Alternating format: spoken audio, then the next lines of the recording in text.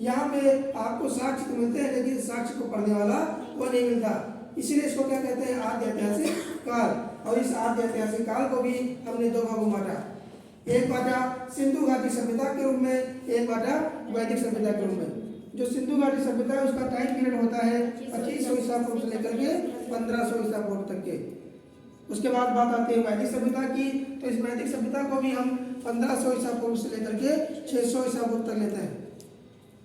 और इस वैदिक सभ्यता को भी हमने दो भागों में बांटा है, जिसको एक जो काल है उसको बोलते हैं पूर्व वैदिक काल, और जो दूसरा समय है उसको बोलते हैं उत्तर वैदिक काल। जो कि पूर्व वैदिक काल 1500 ईसा पूर्व से लेकर के 1000 ईसा पूर्व तक रहता है। और बात बहुत बार पूछा गया है कि किस काल में लोहे की खोज हो गई थी, तो लोहे की खोज जब होती है तो 1000 ईसा पूर्व में होती है, अर्थात उत्तर वैदिक काल जो 1000 ईसा पूर्व से 600 ईसा पूर्व तक के हैं उसी में लोहे की खोज हो जाती है। उसके बाद बात आती है ऐतिहासिक काल की, तीसरे नंबर का काल है ऐतिहासिक काल। इस ऐतिहासिक काल को भी हमने 3 भागों में बांटा। कौन कौन से भाग है, एक है प्राचीन भारत का इतिहास, दूसरा है मध्य भारत का इतिहास, और तीसरा है आधुनिक भारत का इतिहास। इसको ही बोलते हैं एंशिएंट हिस्ट्री और मिडिवल हिस्ट्री तथा मॉडर्न हिस्ट्री। अब इसको भी देखिएगा तो प्राचीन भारत को भी हमने कई भागों में तोड़ तोड़ के पढ़ा है। हुआ क्या कि सबसे पहले अगर हम प्राचीन भारत में किसी को पढ़ते हैं तो 16 महाजनपदों के बारे में जानते हैं। 16 महाजनपद के बारे में जानना, उसके बाद में मगध का उत्कर्ष होता है। आगे देखेंगे कैसे कैसे ये जो महाजनपद थे 16, उन 16 महाजनपदों में मगध एक सर्वश्रेष्ठ महाजनपद बन के निकलता है, और सभी महाजनपदों में एकमात्र महाजनपद जिसका अच्छे से उदय होता है और वो चरमोत्कर्ष पहुँचता है। उसके बाद पढ़ते हैं मौर्य काल, फिर मौर्योत्तर काल, उसके बाद में गुप्त वंश के बारे में जानते हैं, और हर्षवर्धन के बारे में हम जानते हैं। फिर ये प्राचीन काल खत्म होता है, स्टार्ट होता है मध्य भारत, यानी मध्य भारत का इतिहास पढ़ते हैं जो कि 712 से लेकर के 1760 तक स्टार्ट होता है। सुन में राजा दाहिर के समय में जब 712 में आक्रमण होता है और 1760 में एक बहुत बड़ी घटना घटती है जिसको बोलते हैं औरंगजेब की मृत्यु। जब 1707 में औरंगजेब की मृत्यु हो जाती है तब मध्यकालीन भारत जो है समाप्त हो जाता है। और 1707 के बाद आपको पता है कि इससे पहले 1498 से लेकर के और 1700 ईस्वी तक के धीरे धीरे यूरोपीय कंपनी आती रहती है, अपना स्थापना यहाँ करती रहती हैं।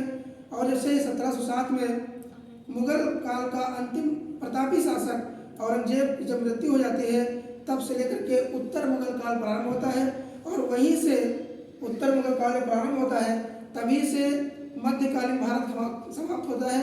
और उसकी समाप्ति के बाद में चलता है ज़्यादा दिन तक, लेकिन होता क्या है कि जब औरंगजेब की मृत्यु होती है यही एक प्रतापी शासक होता है, अंतिम शासक किसका, मुगल वंश का।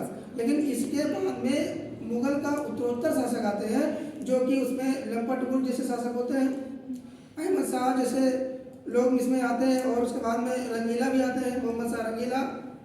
तो इस तरीके से ये जो शासक होते हैं वो कुशल शासक नहीं होते हैं, इनके नेतृत्व में धीरे धीरे सत्ता होती है वो अंग्रेजों के हाथों में जाने लगती है।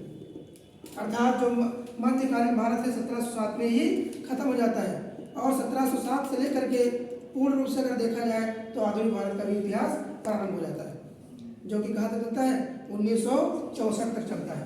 जब 1964 में भारत के पहले प्रधानमंत्री जवाहरलाल नेहरू जी की मृत्यु होती है वहाँ तक के हम मानते हैं आधुनिक भारत का इतिहास।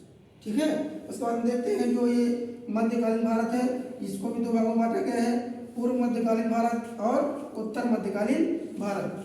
जो पूर्व मध्यकालीन भारत है इसमें हमको राजपूत पढ़ना है, चेर, चोल, पांड्य तथा चालुक्य और पल्लव के बारे में जानकारी लेनी है। इसी के साथ में जब उत्तरकालीन मध्य भारत की बात करते हैं, उत्तरकालीन मध्य भारत मतलब हुआ कि जो उत्तर भारत में जितने भी राजवंश हैं उनके बारे में देखना होगा हमको।